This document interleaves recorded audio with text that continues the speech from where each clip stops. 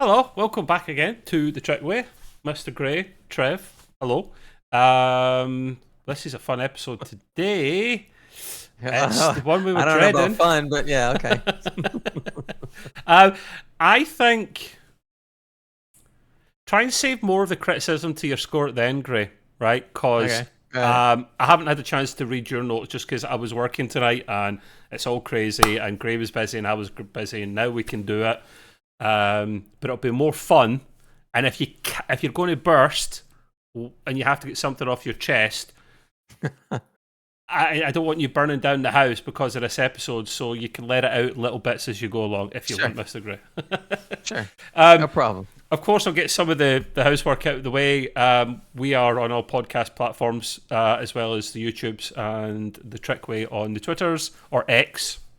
X. It's going to give it to you, yeah. That's so dumb. This man here has a podcast as well. For personal reasons and whatnot, he's had to take a bit of a sabbatical, but he's back. We're recording in like 2 weeks, less than 2 weeks. And it's Gray's Green Room. I'll let you plug it. What is it, Gray? What do you do? Gray's Green Room. We were on a hiatus a little bit for, in real life stuff happening, and also because there's a strike going on and there ain't nothing happening. But there's enough that has happened since the last time and now, and so we will cover it. And it does entertainment kind of stuff, in case you didn't. And if you need links, then look below because there's links to that and to our gaming podcast and lots of other goodies. Yeah. And don't forget Mr. Nick. We do podcasting with him when he's not really, really busy working all the time. He's on a holiday as well. So I like what we were gonna do. We were gonna do the podcast today, and he says, "Oh, I forgot I was on holiday." I didn't forget you're on holiday. He does a gaming podcast, and we do it with him. We're co-hosts with him, and that's Extreme PC UK. So if you like any of those subjects we talked about, you can find us. We all do the usual same platforms each. So and the links. And I believe below you have a link to the Discord. I link everything, man. I'll link my grandmother's number below if you pay me. I don't care. Right. Anyway, let's crack on.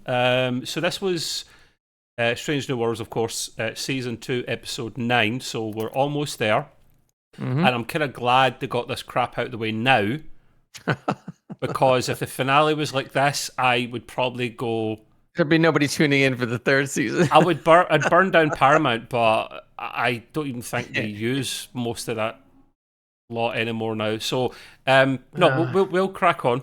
And Gray, I haven't read your notes, but I do see them in green, so feel free to jump in at any time, my man.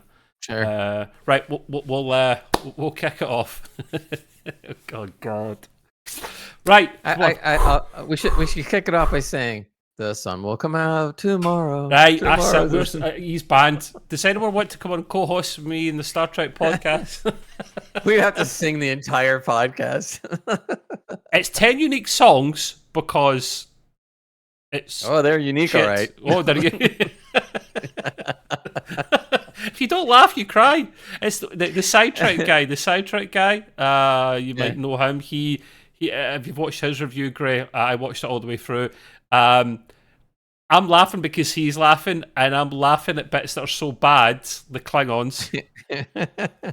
We'll get to that though, right? We'll get to that. Let's go. Right. So I kick off. I have notes I read off from to give me an idea, and I spin on them. My first line: "Oh dear, here we go." That's it.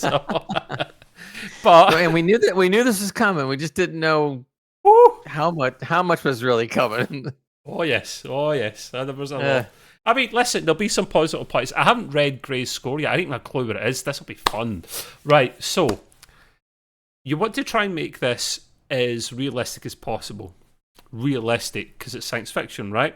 And there was a way of going about this, kinda at a push, and that's what the sidetrack guy said.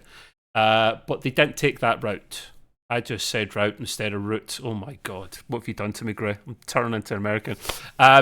So everybody knows. Tomato. So they didn't take the route that I thought they would take, unfortunately. There's a subspace fold you might have seen from the trailer before. Well, it's an anomaly. Subspace fold. Yes, it's very unique. Never seen it before. Never seen it before. It's the first time we've seen an anomaly like this. It just looks like an anomaly from a distance, but we find out it's a subspace fold, and it starts off initially like, Gray, there could be some kind of semi-realism Star Trek logic to why this might happen, but it quite quickly goes south. Yes. It devolves into garbage. Something. Yeah, I mean, Spock thinks when he sees this, he can triple the speeds of communications, because bear in mind at this stage in Starfleet and the Federation, things are quite advanced. However, to get a message across the whole quadrant, and that's just the alpha quadrant, that's what they say, the alpha quadrant takes weeks. And I actually was surprised by that, Gray. I honestly thought it'd be quicker than that. But you've got to remember, this is right at the start of the early Star Trek era, and if you remember Enterprise, they had to drop buoys every now and again, so we haven't got to the next gen kind of level where messages will be a lot quicker. So this is Spock testing it out, thinks he could speed it up because it is a subspace fold, not just a regular thing. So I did find that amusing though, because at the start, see when they're not singing, it's actually not bad. There's, no, I mean, that's another story. I mean, I mean, look, the cast really enjoyed doing this, and more power to them. I'm glad they had a good time with it, but it just power doesn't to them. translate. Yeah, like no power to me. I had no power. Yep. So Uhura is getting a bit of a hard time. I found this slightly amusing as well. That was a nice little scene. She seemed like an old school switchboard operator with a pull it out, I'll connect you, hold on, pull this one out, put it back in, like back in the olden days. She was like that. She's moving pretty fast too, man, with the buttons. She's good. Everyone's asking her for message, and the reason being they have to use all the ship's CPU cores, right? Because they're on the latest Intel whatever processor they've got in Enterprise. And that time, man, they're probably on 60 bazillion cores. So it's like no, I mean, I joke, but they're literally having to use all the spare processing power, and that includes comms. I'm like, really? Comms is that? Anyway, that's just a nitpick. There's more of them to come. That was the first unbelievable thing. I'm sitting there going, like, I understand you got to take a lot of processing power to do what you're doing. But people should be able to talk. Whole freaking ship? Come on, are you kidding me? Yeah, like, comms don't take up that much power, man. Come on, who are you speaking to? Someone in another universe? Crazy. Bit much, but I mean, it was a kind of cool scene. Uhura's keeping up. She's a wizard, man. She is doing really, really well. Not cracking up or stressing out too much at this stage. And who comes on board? James T. Kirk. And at this stage, I'm thinking, Christ on a bike. This man has moved on to... And I joke here, like, why is he here all the time? Did he leave his wallet behind last time? Like, I don't know. I guess I'd have to go back and count. But if you count the first season, he's already been on, like, I don't even know, 6 episodes or something? 5, 6 episodes? I mean, come on, man. I understand, okay, James T. Kirk, and, we'll pull in a few extra viewers because it's James T. Kirk, blah, blah, blah. And I get that, but not this many times. I mean, geez, he's almost on as much as Pike, because we've had several Pikeless episodes. Yeah, that's it. These are the adventures of James T. Kirk, not Pike in the Enterprise. Right. Pike. Use them sparingly, guys. Come on, because the way it's going at the moment, there's no wonder. I know what they've done, Gray. TOS, he fits in like he fits in really, really well when TOS starts, as if they've been together for ages, right? And the crew's really gelled when Kirk joins Enterprise. I know why, because they all bloody know him from when Pike was in command. Oh, Captain is you. I know what you're like. Oh yeah, we remember you. Yeah, I remember you. Yeah. Well, the way they explained it this time was interesting. It's because Kirk is shadowing Captain Pike so that he can become a better captain. That's all part of the process. You shadow a captain so that you become captain someday. Yeah. So okay, I get it. That I'm not saying that's not a good excuse. It's just that, but I mean, come on, you don't need him in all these episodes. Give me a break already. It's like, he's a great character. Don't kill it off, man. You do what you always do, and you ruin a good idea.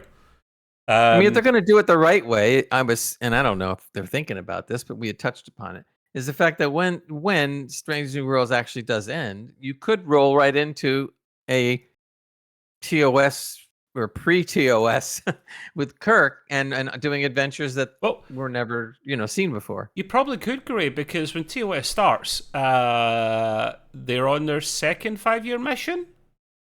I think right now with Pike, they're on their second already. But so when with Kirk joins, when Kirk joins, it's as if he'd been with them for a while. I don't know if that was their third 5-year mission or their fourth. Yeah, I don't know exactly. And we do know that when Kirk takes over, only so many people obviously are going to be on the bridge crew, because we know Uhura's going to stay there, but the rest of them, they're all going. So we're going to see, a whole new crew, which I would think would be cool. If they dovetail it properly, they could go right into the untold episodes of Star Trek TOS. Oh, interesting. And there you go. Well, at this we can dream a little. You can dream a little, yeah. I mean, at this rate, it'll be... And with the strike going on right now, it should be coming out like maybe 2034. Gray's Green Room isn't for another week or two yet, but we'll be having that rant as well. So yeah, Kirk does beam back across, and La'an is actually there with Una to meet him. And Una, because they're friends, Una's like, what are you doing? Like, why are you here? Oh, standard security protocols here. I'm like, no, it's not. But okay, whatever. And she sees the look in her face, in La'an's face, like, you come in all hot and you're making me sweat and you've got this vibe to you, and she's going redder and redder. She was falling short of saying some stuff they can't say or they didn't want to say. That was funny. Oh yeah. But making me hot. Making me sweat here, because this energy you're giving off. But it was amusing there. She just wants to see him. It's sweet. And back on the musical test. Oh, sorry, doesn't get to that stage yet. Back on the subspace test. To be fair, we should really blame Pelia for this, because she's the one that ruined this. But it's her idea. She suggests the music, harmonics and stuff. It's all your fault. I mean, there was some logic to it, but I mean, honestly, she has a great idea to use music as a test to send into the fold, because what they're doing originally is not really, they're not having any success. So she says, right, use music, send harmonics into the fold, see what happens, right? Okay, let's try that. And then it backfires as that wave we saw from the trailer hits everyone. And right off the bat, no one starts singing immediately. Not like the second the wave hits. Right. However, thank God. Before Spock pipes up, he does say to Pelia's idea, it's because I can't remember who else that said it was like, what kind of idea is that? And he went, it's actually a pretty good idea. Spock said that. Yeah, he said, that might work. That sounds good. Yeah. He is the first one to start singing. I've not taken a note of these songs down on how the lyrics go, nor do I want to, but if you remember any of them at any point, Gray, please chip in. But he starts singing about the bloody warp core. I shit you not. And that's why the original only good songs... thing, though, is that he was singing, but staying in Spock's logical style. I thought he was going to start doing vaudeville or something. I was going to go no. Yeah. So at least he stayed as the stoic Spock, just going singing like that. So all right. Do you know who he reminded me of when he was singing? Baz Luhrmann. Always Wear Sunscreen. That song. It's a slapstick kind of comical song. It's or William Shatner. Common people. You just want to be common people. He just talks. You have heard William Shatner's Lucy in the Sky with Diamonds, right? Yeah. I've heard all those. Oh boy. He it's like a story with him. He doesn't sing it. I know. He just screams it. He just wants to be with. He's like in pain. Lucy in the sky with diamonds. It's like, oh man. So Spock's he's not supposed to have a great voice, although this is the thing, right? They all enjoy doing this because they are actors, and actors usually, not always, but usually have half decent singing voices because it's par for the course It's entertainment in general, and they get to flex a different kind of acting muscle that they don't always use. Some of them have amazing... No one has a bad voice in this, to be fair. I wouldn't expect them to. But there's a couple that have great voices. Ahura definitely has a great voice. Chapel as well. So yeah, Spock singing about a bloody warp core. Annie looks confused, so does everyone else around them. And now, they're all at it. It's infectious just like that. Everyone's bloody singing, and I'm saying, please make it stop. What is this all about? They're singing, so they're on the bridge, and they're all confused, and what they're saying turns into words. So things like singing all systems are stable, but not talking, singing it. And they're like confused, but we're singing, and yeah, like, and everyone's... To be fair, that was interesting because they're like, why am I singing? I'm just trying to give you an update on what's going on. It's a little bit confusing. And then we cue to the intro of Strange New Worlds, and it's the ba ba ba ba ba ba. Someone's literally doing this all the way through, and I'm like, oh god, I'm laughing because I'm crying inside. Really, that's all it is. See, that was the only thing that I liked, because they actually sang it mostly a cappella. There was a little bit of instrument going on, but not much. It was all just a cappella voices, and it's really difficult to do, especially that theme in an a cappella voice. So I was like, oh, that's pretty cool. It's like they actually pulled that one off, so that was all right. It done all right, yeah, yeah. It wasn't horrible. It was amusing. But I was laughing though, because as soon as they came on, I'm going like, well, wait a minute, and I just stood there cracking up. So last week we had that was the crossover with Lower Decks. That was cool. That was different, unique. And now this time we've got some geezer, some dude going ba ba ba. I'm like, oh no. Anyway, well, see, there were 1 for 1 on these experiments. They did a good job with Lower Decks crossover, which we were afraid of. They did a great job. Yeah, this one just. I know. I'm saying here at this stage after the intro, Gray, this is only the first song, and I know there's 9 more to go. Please please kill me now. I was laughing when you wrote down the note. I was going, oh no, 9 more songs. Ah. I love how they called it an improbability field. I'm going like, yeah, it's real improbable because y'all sing like, I don't know. What I didn't mention in the notes anywhere, right? Although. No, we do get to this bit, kinda, so I will go into it. So Gray's talking about in the probability field, right, is making them sing. And the just is, there's where they're sending the signal, it's creating some kind of, I don't know, like parallel universe or something where everything and everyone sings, right? And they're being affected by this wave, so they have to go and sing as well. And I'm just thinking that's bullshit, because the logical way around it, Gray, would have been like mind controlled by aliens or telepathic thoughts, where only there's a species that communicates in song, and that's the only way to get them to talk. I could have maybe just bought that, but they're trying to go down some bullshit route, which didn't make any sense. And they're talking about the zipper effect. So if they try to move away, it's like undoing the zipper more and more, so it gets bigger and bigger. So they have to stay and try and close the zipper. It just isn't from science. This is a science fiction show, people, right? It's a science fiction show. And we're talking about zippers.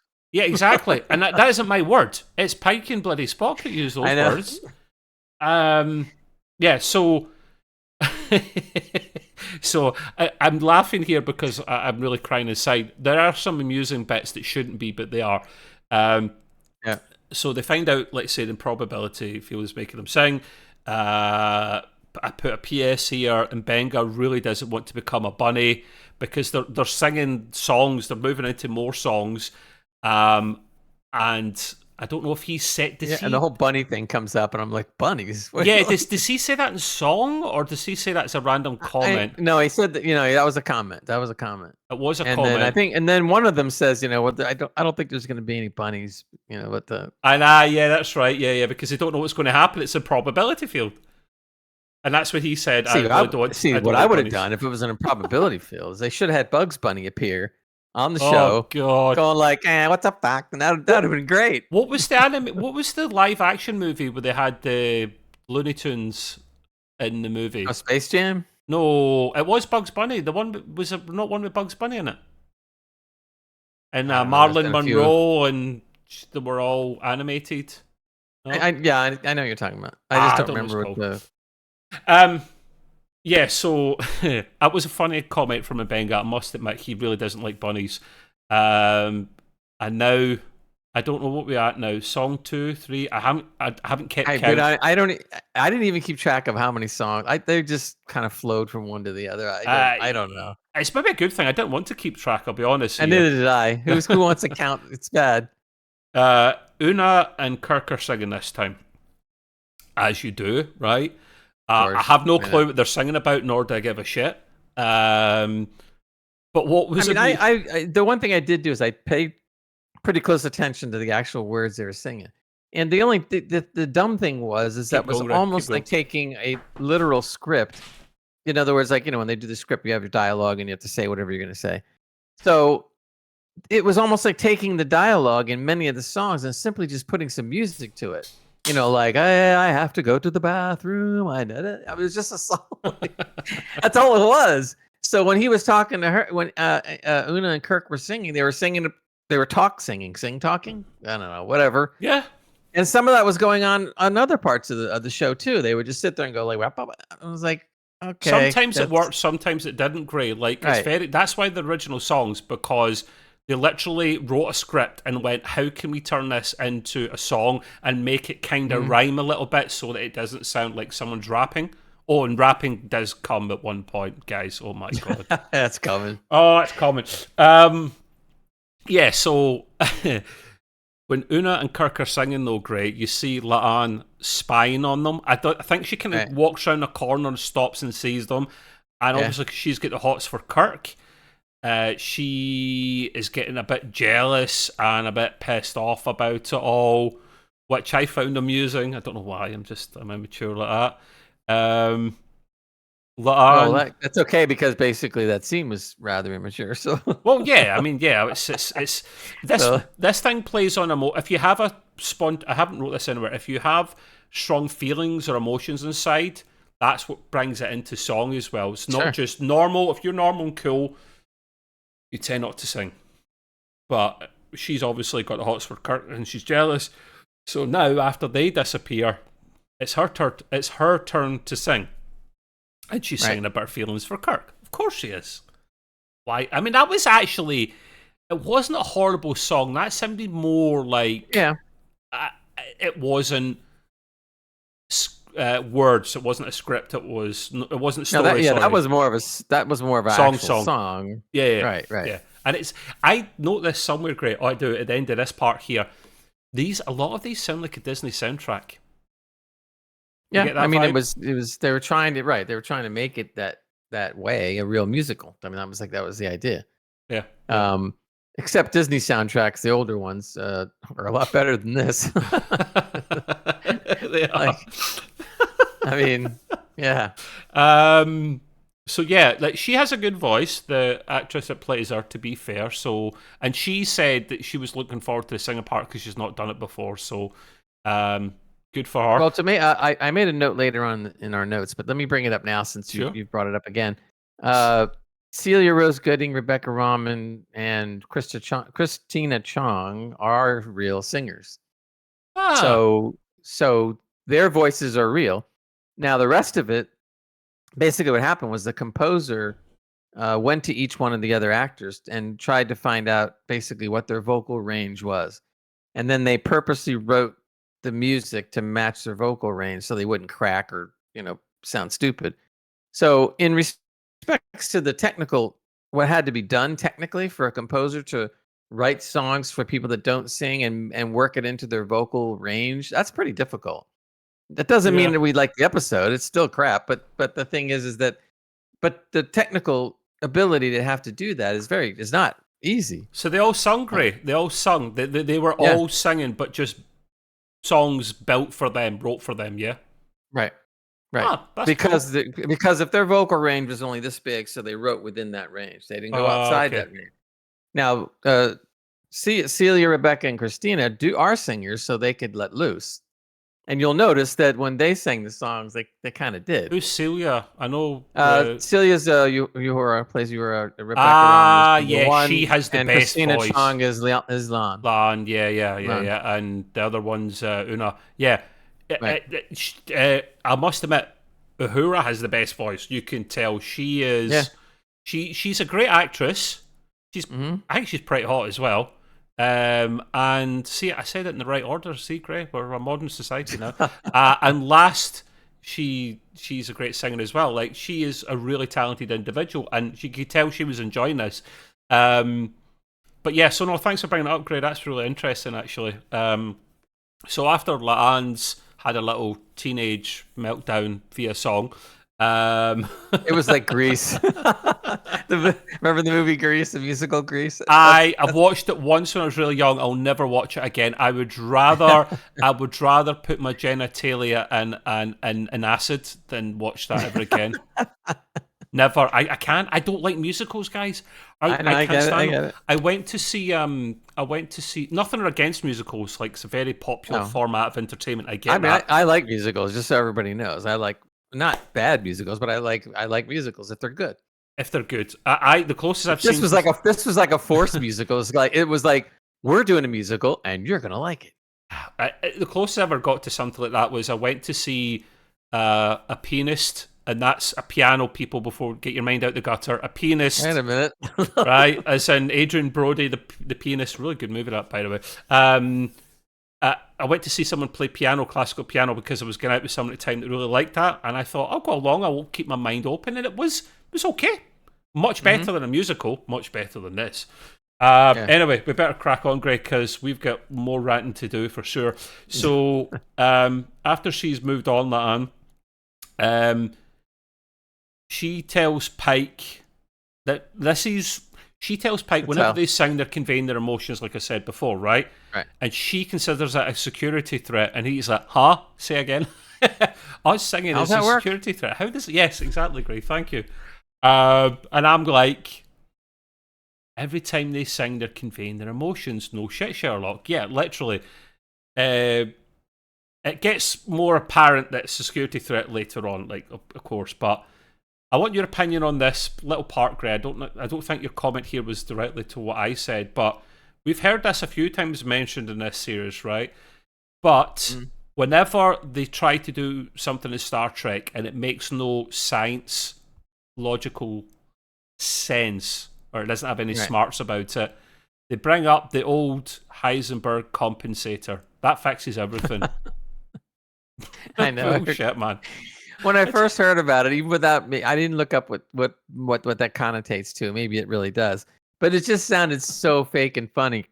They go like, "Well, what do you think could be causing this?" Well, hey, the Heisenberg compensator will definitely. It's almost like they just made something up and just said, "This will do it." Sure. Well, and I'm expecting Bryan Cranston to walk on as Walter White in Breaking Bad and go, "Say my name." I don't know if you ever watched that, Greg. He was known as. He was known as Heisenberg, so that's funny. And you've heard it a few times. I think the transporters might have it as well, because in theory, logical theory with transporters, you might be able to use them, but there's no way of knowing where all the atoms are at the start and at the end. So, we'll use Heisenberg composite. That work? It's almost like you use it for everything that might break on a ship. Oh, the Heisenberg, that'll work. But they didn't use it. They didn't use it outside Strange New Worlds. Tell me if I'm wrong, people. I don't think this was a Strange New Worlds thing. I've heard it a few times now, and I'm just like, at least before they knew they were bending the rules and talking about a bullshit, they didn't try to hide it. Now you're hiding it. Sorry, I'm ranting. Apologies. So the Heisenberg compensator, the reason I'm bringing up is going to be used to close the zipper. Oh, but of course. Because that's what it does. It closes zippers now. It does everything, Gray. It should make my dinner as well, possibly. Yeah. Anyway. Or it can control lots of other zippers now. That would be interesting. Well, that's a different kind of compensator, mate. There you go. You know here it's too early in the episode for it to work. Well, of course it is.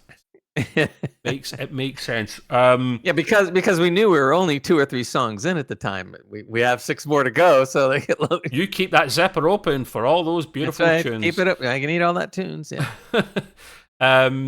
Patel. Patel calls about. What did I put here? Patel calls about vacation. Right. She's been talking with Pike. Pike's her boyfriend. About where they're going to go on holiday, on vacation. Yes, I'm getting mixed up with Pele, aren't I? She comes up on, but the only thing I didn't understand about that exactly is why did she come up on the main view screen? Oh, right. So, yes, the reason for this, I didn't find that bit strange, Gray, because the first thing that happens when she comes on the main view screen is, could I speak to you in private, Captain? You know, like really quickly. That was the idea. Right. But normally you wouldn't do that. Normally you would hail Ahura, and Ahura would be like, Captain Patel would like to speak to you, and you go into your ready room. Yeah, you go to the ready room, right. But, I mean, to be fair, at the start, she wants to speak to him privately, but they literally convey all their emotions via song, and they're very emotional at this stage. So this was... I'm laughing, but it's not good laughter. She is singing about their cancelled holiday. The whole bridge crew hear this. They're literally singing back and forth.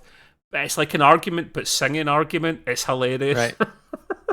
And the whole crew's going like, well, we don't need to hear this. But, it's cringy as hell. But what I found, the hero here, Gray, is La'an, walks across the bridge, hangs up the call, and she spares what's left of Pike's blushes. It was amusing. It was amusing. Yeah, that was funny. Just kind of like, oh, did I just do that? Like, yeah. And I think that's when she stresses the point. You see now, Captain, this is a security threat. Okay, yeah, I think I'm believing you now. I get it now. Yeah. It's a security threat to my cringe, my embarrassment right now. Yeah, it was amusing. Patel's ship is also singing. Apparently, we hear this. Captain Patel's ship is also singing. Right. Because she's singing. It's infectious. It's catching on. The whole field is expanding to slowly but surely to the whole fleet. Not at this stage, but it's like getting to like 12 ships or so. I hated this part. It was so dumb. It is subspace and it goes everywhere. I know, but I could see the other ship maybe singing too. Okay, they brought that into the whatever. But then they just go like, oh, their whole fleet's singing. Like, oh boy. I'm sitting there going, it's great. It will reach the whole fleet or something, but at this stage it only gets to about her ship and about 12 ships, they say at one point. Which does make sense. Yeah, but if they're gonna do that, at least I would like to have seen every single ship's crew singing. Now that'd be cool. No more ballads, man. That would have cost too much money. And I'm thinking, singing Starfleet. Gray was cracking up at this, hilarious in a bad way. That whole scene with Pike, that is one of the funniest parts of it, I must say, in a bad way. No, but not the funniest. That's coming. So, Pike literally at this stage now, after his embarrassment, wants to blow up the field. Literally wants to launch photon torpedoes. Of course. I mean, when nothing, the first thing you want to try is to blow it up. I mean, No, but it's after his embarrassment and the whole bridge hearing about his emotions to his partner. And he's like, yeah, let's just blow the shit out of this thing. Really, I've had enough of this embarrassment. And I'm saying here, I bet he does. Spock thinks it's a decent idea, which surprises Pike. And he's like, I was just saying that because of my blushes. Kirk still about. Let's not forget him. Old James T. Sam's there as well, but James T's about. And he volunteers La'an for a mission. Now, this mission is going to be, they are going to try and blow up the subspace fold, right? Well, they've always got to try the pew-pew at some point. And the idea being, they have to get, they can't just fire normal torpedoes at it. They have to go and try and get some matter and then launch it at the subspace fold. And this will be part of the mission that Kirk and La'an are involved in. Yeah. But she knows, Gray, that she has to kind of confess her feelings to him, because if she doesn't, she'll burst into song and that'll be another crew member's blushes. gone to shit. This is one of the very, very few dramatic scenes that were actually good. She had to confront him, and so she finally did and admitted what happened and everything. And so that was a good scene. There wasn't a lot of these, but oh yeah, there was a lot of them, unfortunately. She confesses her feelings. Sorry, I'm skipping ahead slightly. Apologies. She's confessing her feelings initially to her friend Una, but then kind of Una knows, really, because they're good friends. She kind of knows what's going on. They kind of agree that you're going to have to tell Kirk what's going on. She's going to turn down the mission. Una's going to turn down the mission, should I say? You liked this scene a little bit, Gray, because it's one of the few unsinging moments. Yeah, I mean, when they weren't singing, it actually was making sense. The problem is they didn't do a lot of that, so everything just went to hell. But hey, there's been anomalies in space that's made crews in various Star Trek shows do weird shit, cool shit. Yeah, but never this. This is a first, so this is why it's a little bit bonkers. They do a little experiment to see if this would work in engineering, first of all, before they actually launch the main mission, and it doesn't go to plan. I think there's a bit of a explosion, a bit of a... Yeah, again, you hear something, you don't see it, and it's like the lab explosion in high school again. Yeah. It's like, well, let's try this. Boom! Lord X again. Didn't they learn the first time when Spock did this, and they had and all of a sudden they do it again? There's Spock. I could just imagine Spock there with his smiling Boimler again going, do you feel lucky? Well, do you, punk? Exactly. It was just nuts. I'm sitting there going like, right, okay. So they almost blow a hole in their ship again. It's like, oh, man. Well, it's a good thing they did the little experiment, because that's what you do in good science. If they went ahead with a full-blown experiment, they would have propagated this whole bloody subspace fold into Klingon space. And Una beats me to it by saying, and no one wants singing Klingons. Which Gray and I both have found extremely amusing, because I'll get to that when we get to the Klingon bit. I've got things I need to say in that when we get to that bit, because both funny, good, and bad all at the same time. And I'm saying here, I have to agree with Una, although Klingon opera might be cool, but we don't get Klingon opera, unfortunately. Well, there was some singing by Klingons in Deep Space Nine, etc. But it was very, very Klingonese. Yeah. That made sense and stuff. But this was a little different. So exactly, we will definitely spend a bit of time on that point when we get to it, because there's things to be said for sure. So Klingon ships are on an approach. Of course they are. It's several Katinga battle cruisers, which is cool, because I like to see more Star. Yeah, you don't get to see them very often. I was like, to see three of them was cool. Like, you don't, and they're cool. They're cool. I do like Klingon ships. They're my second favorite ships after Starfleet ships, of course. At this stage, Pike tries to warn them, the Klingons, but it's too late, as they plan to fire on the field soon as they get there. Because I don't know if they're singing already and they're embarrassed as hell, or they see it as a threat and they just want to blow up. I don't know, but they're 2 hours away at this stage and they're going to blow up. So no pressure, guys. Remember, at this point in Star Trek timeline, they're very warmongering, so they just blow anything up. Oh yeah, exactly. Yeah, that's what they do. That's their shtick. The little bit of science comes into this, a little bit more science when they're trying to actually do some Star Trekking now. They need to analyse the songs to get to the bottom of it, and that's Uhura that comes up with that plan, I think, which is pretty smart. If they can analyse the actual songs they're singing, there may be some clues in that, so they start paying attention to what they're singing. Thank God. About time. That's good, because I wasn't paying attention. At least somebody was paying attention. This bit here, I don't know how I feel about this. So at this stage, by this stage, Chapel has accepted a posting away from Enterprise, right? She's been accepting this. And it's not a promotion, it's just a different posting.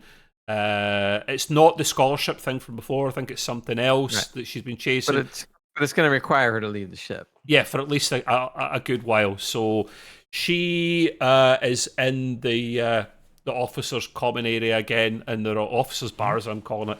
And of course, another song's coming. Great, of course it is.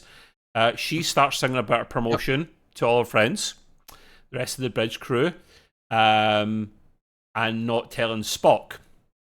And you mentioned here, Uhura starts analysing what's happening. She does. I was paying attention to like she's multitasking. Well, no, she doesn't sing, does she? It's only Chapel that's singing, but everyone's bloody dancing. Where does that come from? Like, that is... Right, okay, it's singing. I don't know. No one said the phone makes you bloody dance. Exactly. So I'm going like, where are they going into choreography? It's the music. The dance has nothing to do with it. I mean, literally, this is... You could have put this shit in Broadway or the West End. You could have, like... Because I was like, wow, this is impressive dancing. I kind of make... Well, I don't say it right out, but I kind of make that point in when I do my rating. You'll see. Yeah. Okay.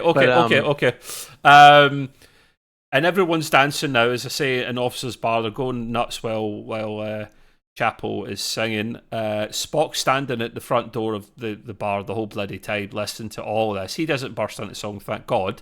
But at the very end, just as she finishes singing, she clocks him, he clocks her, and he just turns about and walks out.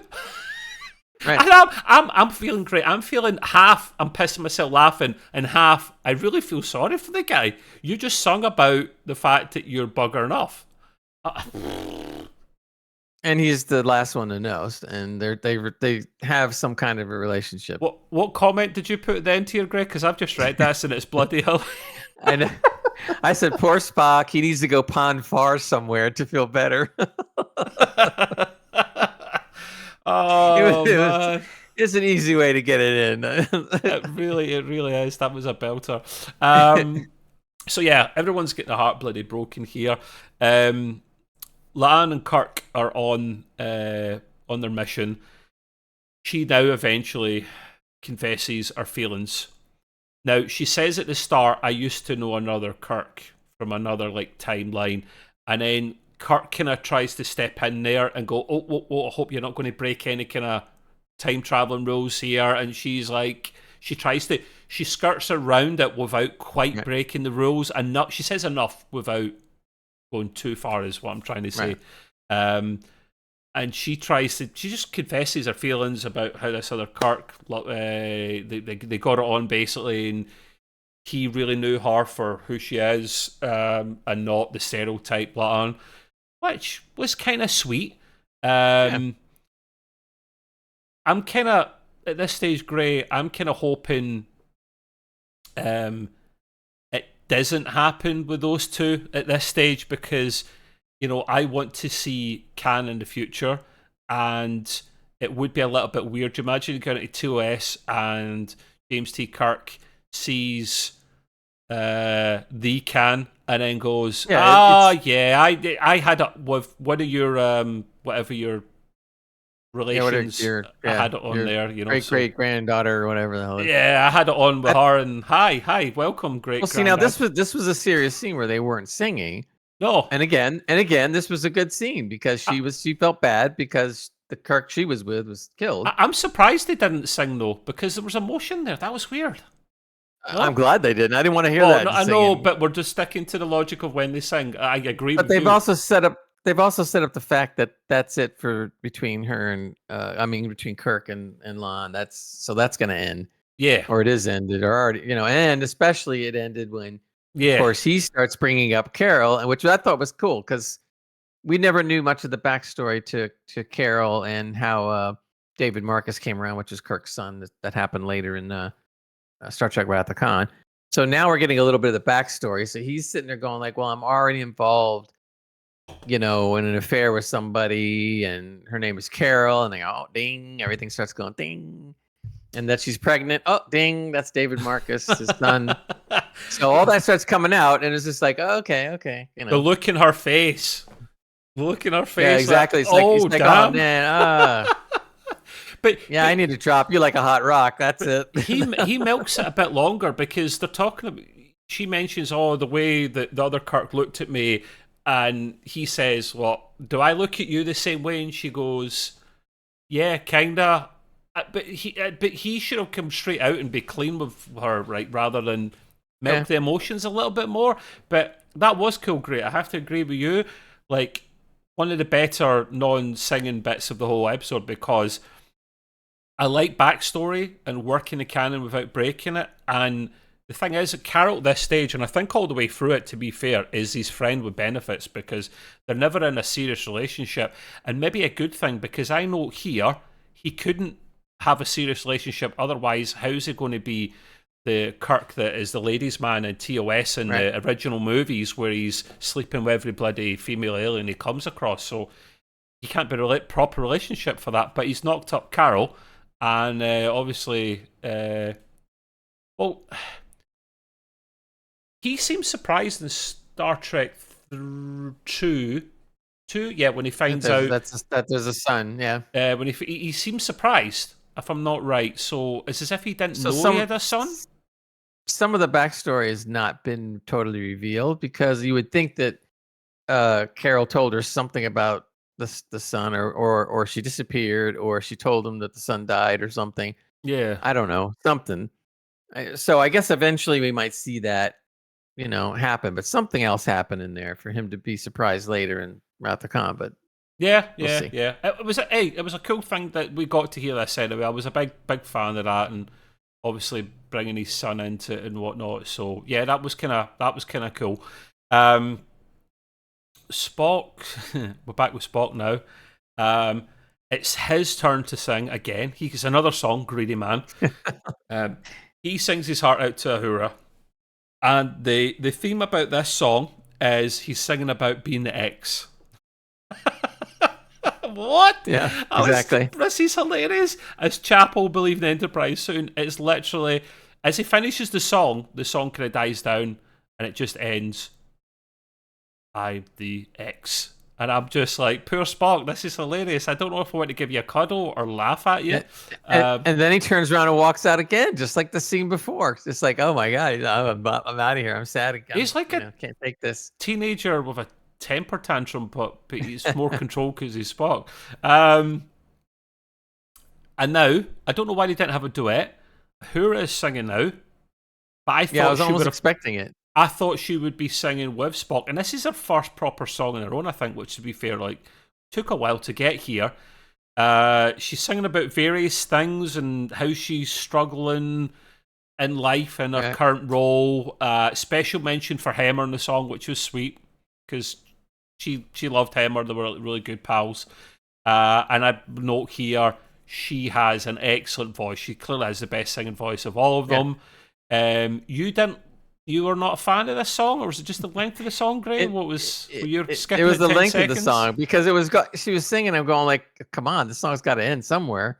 And I'm like, and she's still singing. So then I skipped 10 seconds, 10 seconds, 10 seconds, and she's still singing. And I'm like, oh my God. I said, so are you done yet? It's like, are we there yet? Yeah, exactly. It was the longest song, I think, out of all of them. It just kept going and going. Like, stop. Yeah, I know. But these are the ones that sound like more songs, because when they're talking about work cores and day-to-day shit and whatnot, you can't make that last 3, 4, 5 minutes. But if you do a proper song, you'll get a few minutes out of it easy. I wonder what it would be if the length of this episode if you're taking all the songs out. I'm curious. Someone wants to work it out. Tell 10 me. minutes? Oh, at least. 15? So, I don't know. Right, okay, here we go. Strap in, people. Right, if you want to pause the video and take a drink and calm yourself down, because shit's about to get real here. The way to shatter the field. There's a bit of logic in this somewhere. Is for the whole crew to sing together, because if they can get the old megahertz or whatever it is up to a high enough level, that'll be too much for the poor little field and it'll collapse. Sure. Okay. Sure. Makes no sense, but why not? Why not? Heisenberg compensator. It's fine. That's right. It's a Heisenberg thing. And it's up to Uhura to make them all sing. And I'm like, what? Okay, right, fine. She's got the best voice. Let's have it. But they were going on the fact that you're the communications officer. You have to communicate with the whole ship, so you're the one that has to convince everybody to sing. No pressure. Okay. Okay. No problem. I've got another rant here in my notes about it's the bloody dancing as well as the singing. Is it really required? Just it's true. Kirk singing about being captain one day. Nice. That was just random. Just random. Fair enough. Whatever. Who cares? Whatever. You're going to be captain, mate. It's fine. The Klingons are almost here, people. Right? The Klingons are almost here. But they've all got to keep singing. As they're all singing together, they're getting closer, and you hear this. They're getting closer. They've got to multitask. They've got to sing. They're singing in the Heisenberg meters going up. It is. But they're you see it going up, and the numbers start going up. They're multitasking, Gray. They have to do this singing. They have to keep an eye on all the scanners and whatnot, and keep an eye on the Klingons all at the same time. And then Pike, I don't know why he does this. Pike in song hails the bloody Klingons, and oh my god. The first, right, how can best describe this, and then you can pipe in with your opinion on this, Gray. So, they come on the view screen, the Klingons, and for the first couple of seconds, they just look like normal. This is such and such, and what's going on there? Proper, just staunch Klingon warriors, right? Then all of a sudden, it looks like he has a fit. Because he's got a gold eye patch. I saw the writing on the wall. I know, gold eye patch. It immediately goes into a song. What are you not like? Just any song. Are you I don't. P Diddy or something, man? So it's weird. Like his face almost convulses, and he's like been taken over. I'm like, steady, man. Come on, that's not what's supposed to happen. And then it's like a Dang. I don't know if it was like rap or like a boy band, but they all it was kind of like a rap boy band kind of thing. Yeah, and when he started singing, did you notice his officers are going like this? Yeah, like that proper boy band moves. They're dancing around in the background. Oh my god! It was great. That was the best scene of the whole show. It was so funny. It was hilarious, right? But it was too short. They should have let him sing a little bit more. But see when the side trek, obviously I said before I watched the side trek guys review of this, and he's reviewing it before he watches the episode, and then or his thoughts about what's going to come. Then he watches it, and then as he's coming in every like 10 minutes into the episode and then giving his opinion, and you can see him slowly get laughing into madness and misery and despair, and he talks about the Klingon bit. And he said, up to this stage, it was all just silly, right? And you're like, oh my god, this isn't working. But see, when he got to Klingon bit, it makes a lot of sense, man. I don't know if you watched his whole video, Gray, but he actually he got angry.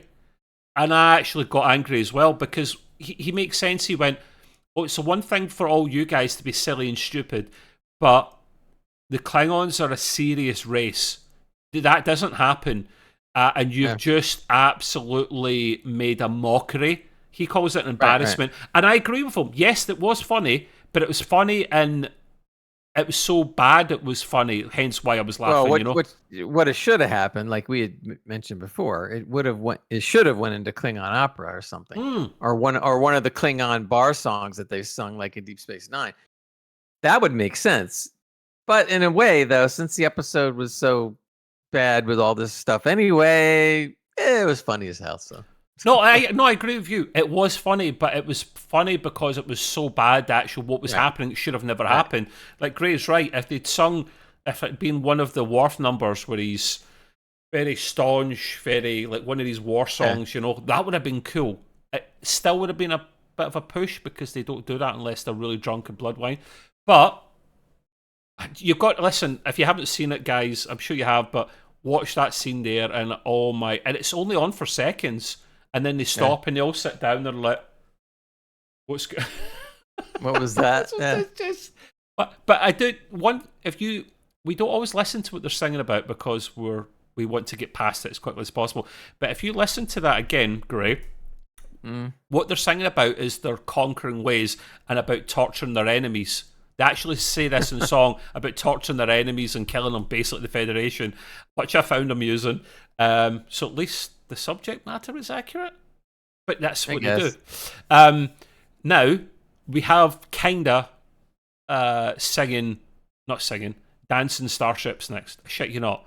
You have a cool shot of the Enterprise, and 3 Katinga cruisers all spiraling round, spinning round one another. Now, of course, it they're was not bad. bloody. It's not Farscape. If you ever watched that, it's not a real ship. It's obviously the pilots are all having a great time, and they're like, let's just dance with the starships. They're all spinning. What? If you guys have ever seen like synchronized swimming in the Olympics, that's what it looked like. Yeah.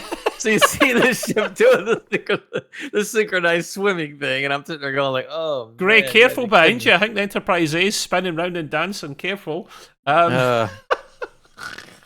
It was the dumbest thing. I was already dumb, but that was one of the stupidest scenes I've ever seen. Oh, Like you just said, no, come on. They're not doing this. leave my Starship porno alone, please. Don't do it. Uh, But yeah, they've done it great. They got high enough the whole time with the Klingons. They edged it up there as well, and they all come on the end to the bridge for the finale just to push it above the limit. And they shatter the field. Poof, it's gone. Thank God for that. No more singing. Or nice boom boom. Or there's a little funny bit coming on about that. But Pike's obviously mending fences with Battelle, and he's cooking again. Great. I think this guy cooks more than he cooks more than he captains a starship. I think. Well, you might see the thing. Captain Chef. Picard had his Earl Grey, tea, and he's always ordering that already all the time. Earl Grey, hot, Earl Grey, Earl Grey, Earl Grey. Yeah, but he can have tea and work at the same time. So Pike has taken it a step further, and he just likes to cook stuff. I mean, honestly. Hey, I wish I was on the set for the show. I'd eat half that stuff he's cooking. Think, yeah, this is great. Break. So would I, my man. So would I. Our luck is probably all plastic, and it's not even real. This is good. Yeah. What I found amusing after Gray, and I'm sure you did as well. We have, I don't know if it's Uhura saying, it was, she's saying that's all right. Spock went across to the Klingon ship to mend things up with him over a barrel of blood wine. And as soon as she says that, he staggers off the bridge, off the turbo lift into the bridge. Oh, and he's pissed again. Spock is pissed. How many times has he been? This is the second time he's been pissed in one season. Oh, well, look, at least they like him. It's the Klingons consider him a buddy. And so it was diplomacy, man. It just had to be done with a bunch of wine. I wanted to turn around, Gray, and went, I'd done this for the team. I'd done this for you guys, right? I take no pleasure in this at all, getting pissed. Hangover. Yeah. But we know he likes it. And when you thought the singing was over, it kind of was. Uhura's sitting at this. He's brilliant, this, but I must admit, not as good as a Klingon bit, but hilarious. Second funniest bit. She's doing her thing, and obviously she's got all these songs in her head, and she starts humming a little song, and then Pike and everyone else has that look of dread in their face, and they all turn and look at her, and then she turns around like, oh, sorry, song stuck in my head, and they're like, oh, thank God for that, please. I thought we were... And that was the actual real reaction that we had about the episode. So in a way, it was very prophetic. Right, so...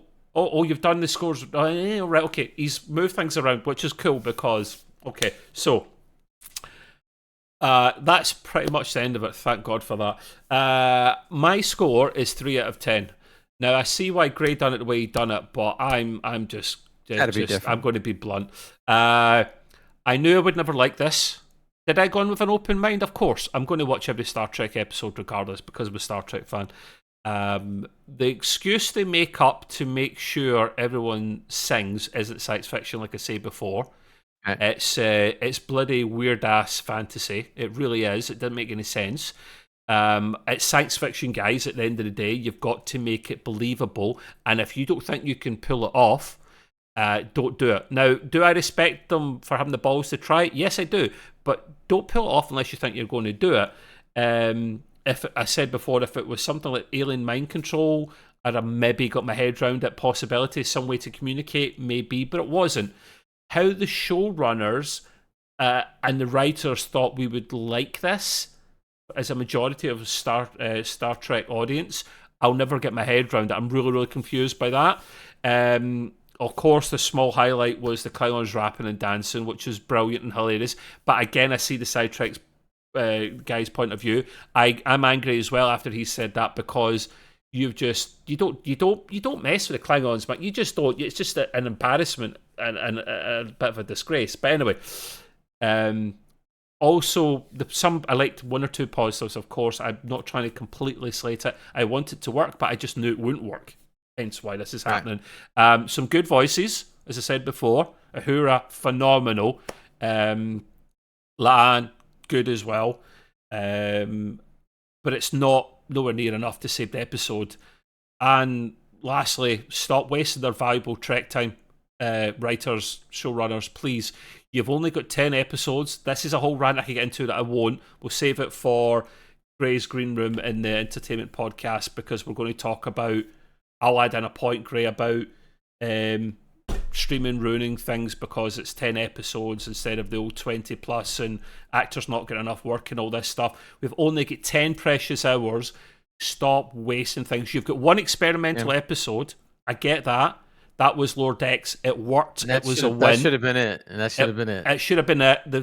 But that means the early episodes have to be a lot better than they were. They weren't. This season hasn't been amazing, and we'll get to an overall score at the end. Now, the only thing that will maybe give it a decent score is we've had a couple of 9s and 10s so far, so that might bring it up, Gray. But just stop wasting their time, guys, because it's very valuable. So 3 out of 10 for me. Gray, you're going to do things a bit differently. Yeah, this is I'll explain. I like good musicals. I really do. There's not enough of them, and I tend to like the really older ones more than I do some of the more modern ones. But I do like musicals, but they got to be good. And they got to be a musical that was made as a musical. In other words, it started as a musical. They knew it was going to be a musical. They wrote the songs to be proper, not just sing talking like this episode did. But if I had to grade it on just a musical, not Star Trek, just a musical, I'd give it a 7 out of 10 because a lot of the voices were way better than I thought. But why? It was original songs. They're taking writing scripts and they're putting it into song. That makes no sense. No, I didn't like the script so much. I liked the voices. I liked the couple of original things that they did do.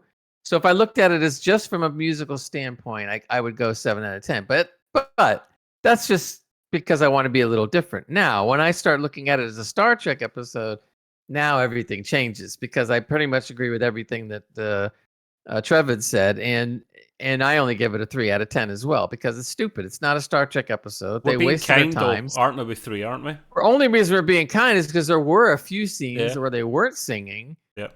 And that weren't bad at all, and that's the only thing that saved it from going to a 1 or a 0. So yeah. And I don't want to ever see an episode like this again. I mean, yes, there's been bad episodes in every season of every show, like Spock's Brain in the TOS days. That's awful. And there's been a couple other episodes that have been bad, but okay. But they were in a 22 to 26 episode season. Yeah. So you're bound to have a bummer, 1 or 2 bummers in that long of a period. Okay. Mm-hmm. And like Trev said before, you've only got 10. Don't screw with us.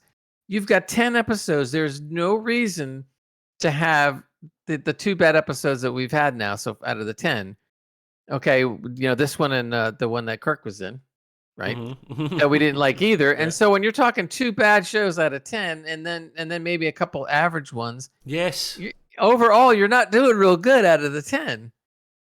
So and then the funny thing is, if you take season 1 and 2, you have 20 shows. That used to be a season. Yep.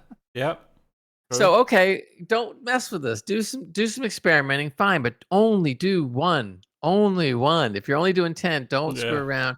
Do a weird one. And never a musical. Never a musical is an experiment. Oh God, no! Don't do something else. Don't ever do that again. I mean, it's just, and I agree with you. It's a huge waste of time. Yeah. I mean, especially since we had such a great episode the week before. Yeah. Oh my God, that episode was so good, and that's the kind of Star Trek writing we all want to see. That's the stuff that really makes it worth it. And then all of a sudden you follow it with this, and I'm like, oh God.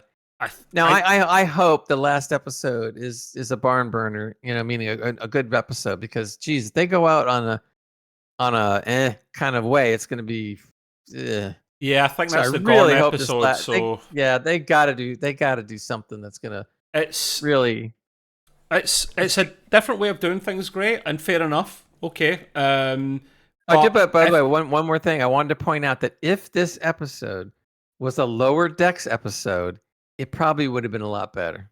Yeah, because they're based in humor and cringe. That's the whole point. Exactly. That would have because I could see all the cast on Lower Decks singing their own songs, and it would have probably been a pretty good episode. But this was not for this kind of a show. It should have been a Lower Decks show or not done at all. Agreed, mate. But agreed. They did so. It's so if you base this, I'm going to put you on the spot. I think I know the answer. If you had to be forced to give this one score for the whole episode based on an episode and nothing else, are you going for the 3 out of 10? Oh yeah. Or do you have yeah. something else? Right. Okay. I'm just curious. I'm just curious. Yeah, it's 3 out of 10. I just was saying if I wanted to pretend it wasn't a Star Trek episode for a second, yeah. I would say it was a good shot at a musical. But okay, that's not the point. You shouldn't have done it to begin with. Yeah. How did you think it would ever work, guys? I think yeah. What you had said before was interesting. If they decide, I don't know, someday they want to turn Star Trek into a musical, okay, then they're doing it on purpose. And if you like that kind of stuff, and I don't really like that kind of stuff, okay, whatever, more power to you. But don't give it to us like this. This is just like, nah. I think part of the reason you get some humdingers and some beautiful, amazing episodes in this couple of seasons, especially this season, is because there is a bit of a mix of the old guard and the new guard making this grey. So you've got Akiva Goldsman, and you've got someone else, I don't recall the person's name, who they're a bit of a mix. So Alex Kurtzman doesn't have his hands completely on this, but he's got a bit of he's got one finger in the pie, so to speak. So Akiva does make some decent stuff, but then he makes some crap as well. It's because we don't have our Lord and Savior Terry Metalis running this. Oh, and by the way, shout out to the Shuttlepod show. They have Terry Metalis on there, and that was absolutely brilliant, that episode. I hope you watched it all, Gray. It was phenomenal. The guy just loves Star Trek, and go and watch that. So the pain's gone now. I'm going to go and take a shower to wash all this Star Trek musical nonsense off of me. But wait, just don't sing in the shower, though. Okay. Oh, good God. Oh, no. It's a good thing I'd paid no attention to what they were singing, like the words for the most part, because I would do a hurrah and I'd start humming. So, yes, I'll be curious what overall score we give this. The season at the end, but these couple episodes have brought it down for sure. We'll wrap it up, Mr. Gray. Thank you for coming along, mate. We've got the finale next week. I'm really looking forward to that. I think it'll be decent. It better be. But please tell me below what you think. Am I being harsh? Is Gray being harsh about our comments? What did you like about it? What did you dislike? Are you upset that they ruined the Klingons like that? Boy band breakdancing Klingons? Oh, God. But tell us what you think below. And we'll see you next week. But before we go, Gray, do your thing, my man.